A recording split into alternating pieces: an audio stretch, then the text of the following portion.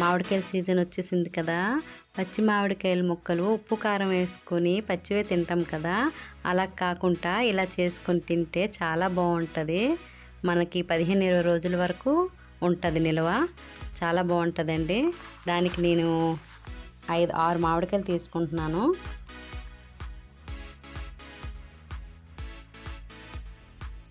ఇదిగోండి ఇలాగ కట్ చేసుకోవాలా సన్నంగాను. చూడండి ఈ విధంగా కట్ చేసుకోవాలా. ఇదిగోండి ఇందులో ఒక్క నిమ్మకాయ పడుతుంది. నిమ్మకాయ వేస్తేనే టేస్ట్ బాగుంటుంది. మనకి 15 రోజులు కూడా నిల్వ ఉంటుంది. ఒక నిమ్మకాయ పిండుకోవాలా.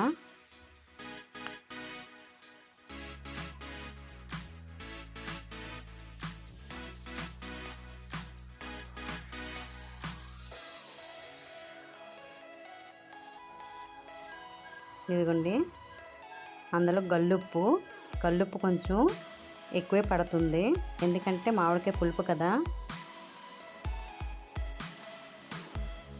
ఇప్పుడు పసుపు వేసుకోవాలా, 1 స్పూన్ పడుతుంది.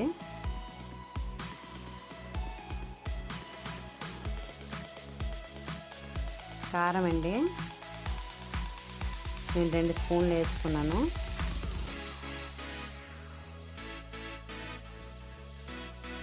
అంతేని బాగా కలుపుకోవాలా. ఇదిగోండి బాగా కలుపుకున్నాము.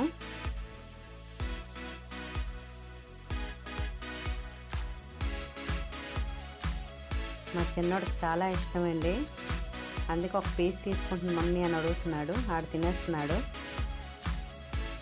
ఇదిగోండి ఇలాగా ఉంచుకొని ఒక రోజంతా ఉంచుకోవాలా, ఊరుతుంది. మనం మేడ పైన ఆరబెట్టుకోవాలా. ఆ మామిడికాయ ఒక రోజంతా ఊరిన తర్వాత వాటర్ వస్తుందండి, ఆ వాటర్ ఉంచుకోవాలా జల్లకంట. ఈ మామిడికాయ ముక్కలు ఆరిపోయిన తర్వాత ఆ సాయంకాలం ఆ వాటర్లోని మిక్స్ చేయాలి మనం. ఇదిగోండి మామిడికాయ ముక్కలు ఆరిపోయావు కదా, మళ్ళీ మిక్స్ చేసేస్తాం అందులోనే.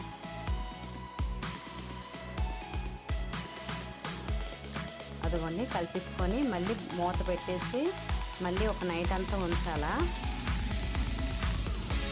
ఇదిగోండి ఇలా కలిపేసుకొని మూత పెట్టేసుకున్నాం. ఇదిగోండి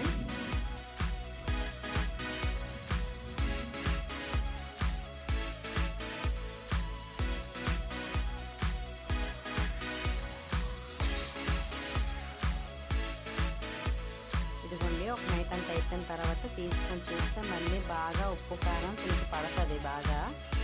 ఇదిగోండి డ్రై అయిపోయింది, మరి ఇందులో వాటర్ కూడా మరి లేదు. అదిగోండి శుభ్రంగా డ్రై అయిపోయింది. మామిడికాయ ముక్కలకి బాగా పట్టేసింది ఉప్పు కారం. మళ్ళీ ఎండబెట్టుకోవాలా. ఇదిగోండి 2 డేస్ ఎండబెట్టుకుంటే చాలు.